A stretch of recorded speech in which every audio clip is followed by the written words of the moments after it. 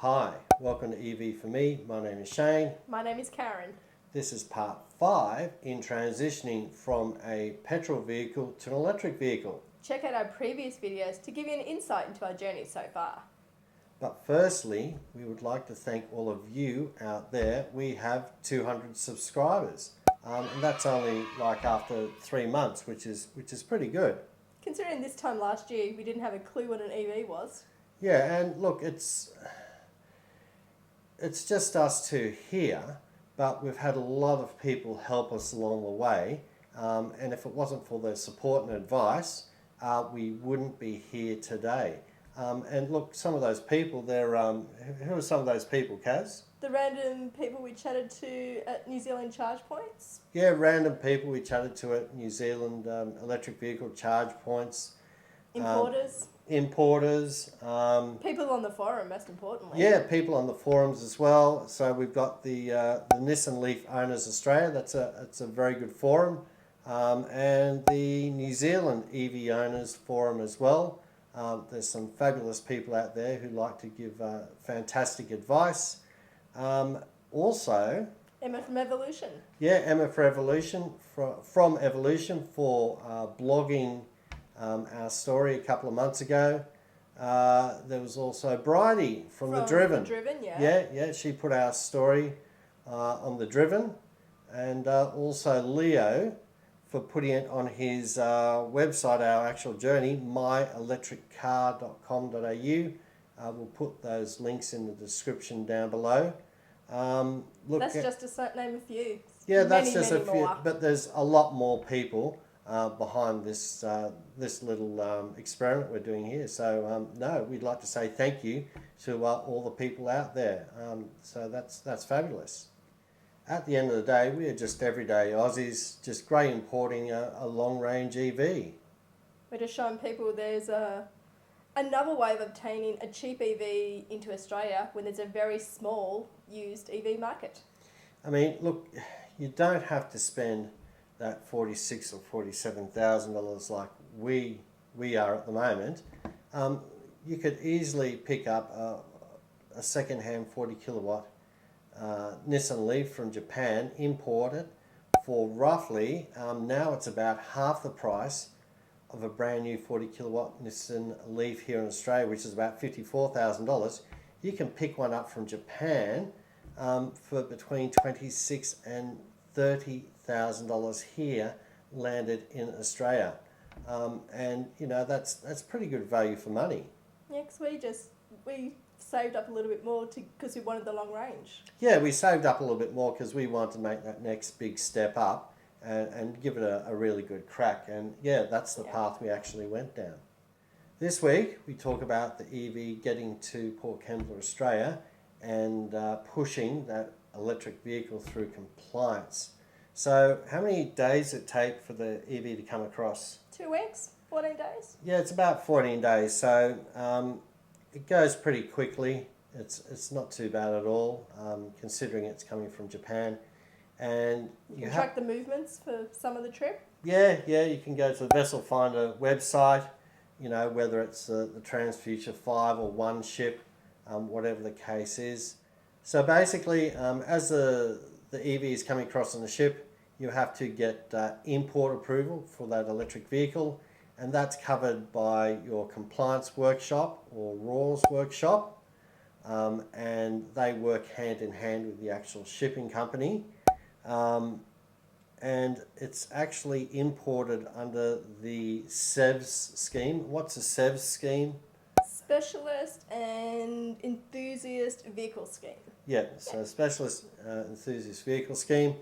So basically, they've got to cover some SEVS is under certain eligibility requirements, which is for the vehicle coming in. So just to keep it simple, and it's a little bit more complicated than this, but basically the ZE1 LEAF was first manufactured and registered in Japan on the 1st of October 2017, and then Nissan Australia made application to the Australian government on the 25th of April 2019 to launch the ZE1 LEAF. I think it was in August 2019. So that's nearly 2 years later than when it was first initially manufactured in Japan. So that's a long time.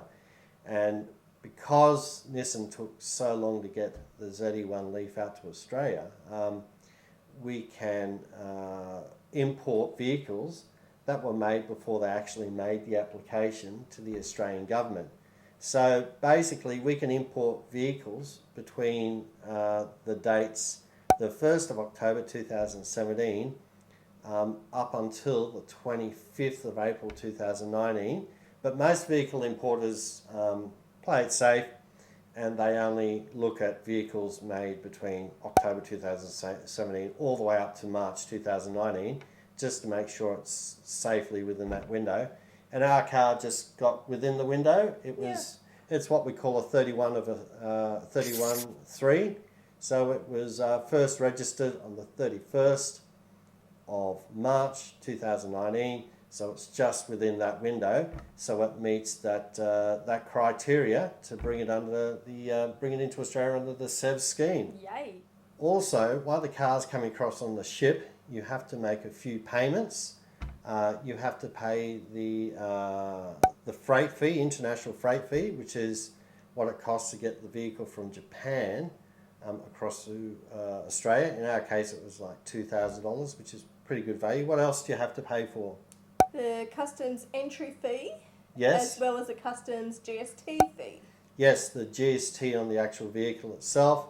So that's the actual winning bid, plus I think the agent fees as well, converted to Australian, and then that 10% added on top. And also you have to pay for the transport to the RAWS, or the compliance workshop, because it has to get trucked up to Sydney. So that's like roughly $200.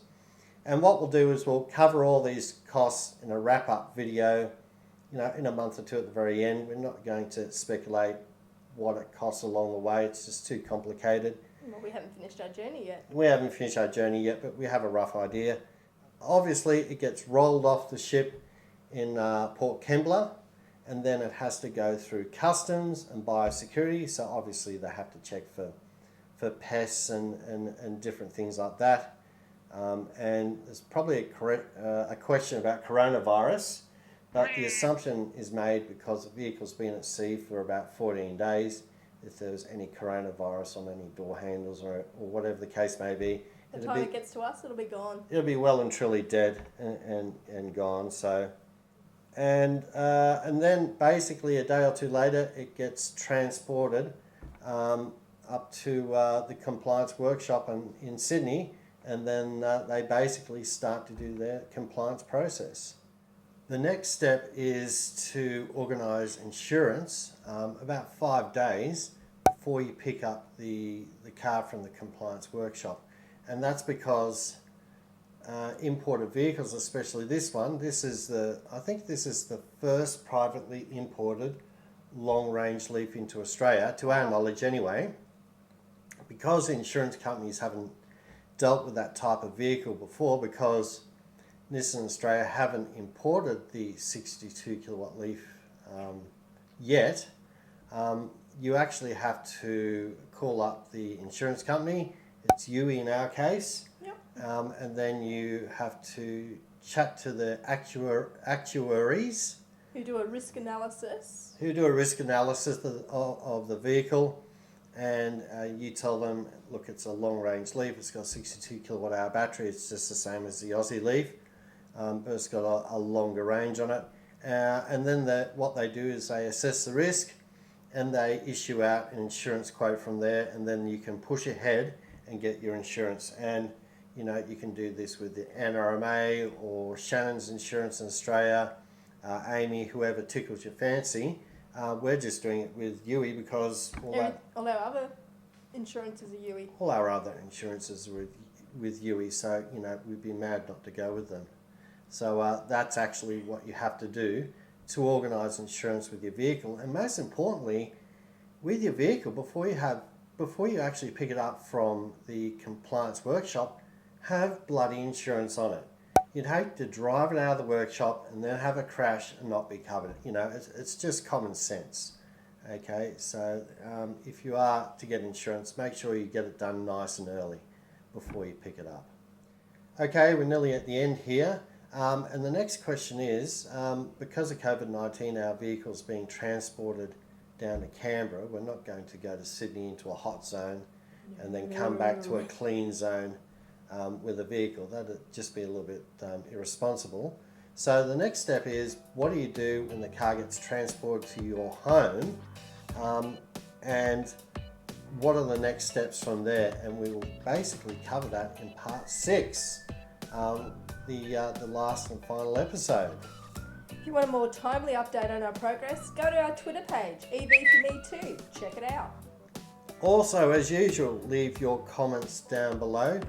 Subscribe and hit that bell when you want to know if there's any updates or when the new vlog is uploaded. If you have any questions for us. Yeah, if you have any questions. Other than that, we will see you next time.